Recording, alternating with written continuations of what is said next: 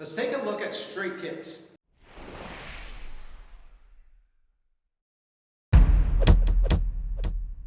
Straight kicks are where I'm going to bring my knee up first, my foot's going to whip out, and I'm striking with the ball of the foot. Now there's two applications here. There's one where it's a very quick and very targeted strike, but there's not much power behind it. The other is that there's going to be a little bit more of a hip action into it to give more power into the kick. So as an example, one could be where I strike this, but it doesn't really move much. So you could be starting from semi-passive, could be passive, could be a fighting stance, but you're just keep up. It's a very quick strike, but you're not putting much power into it. So think striking the guy in the groin, or maybe kicking his hand if it was down at the side, but it's a very fast, very targeted kick.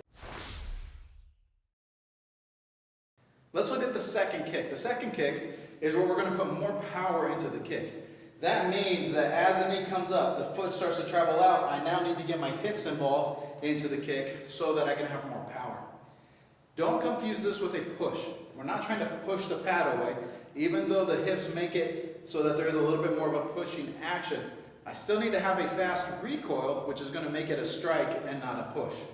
So think about as it comes up, you're going to shoot the hips into it, which puts more power into the kick.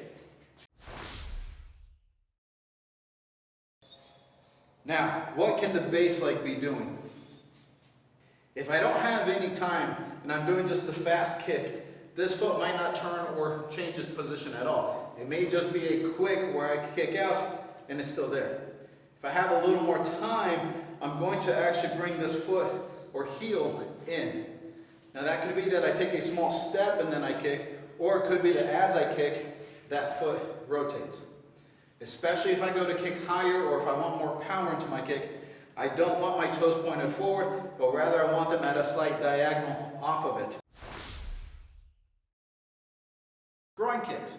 This is where we bring our shin between the attacker's legs and we hit them in the groin. We're going to be striking with the front side of the shin for this kick. So it looks very similar to a straight kick. However, the trajectory of the strike is up instead of out. So you're hitting with, again, the top side of your shin.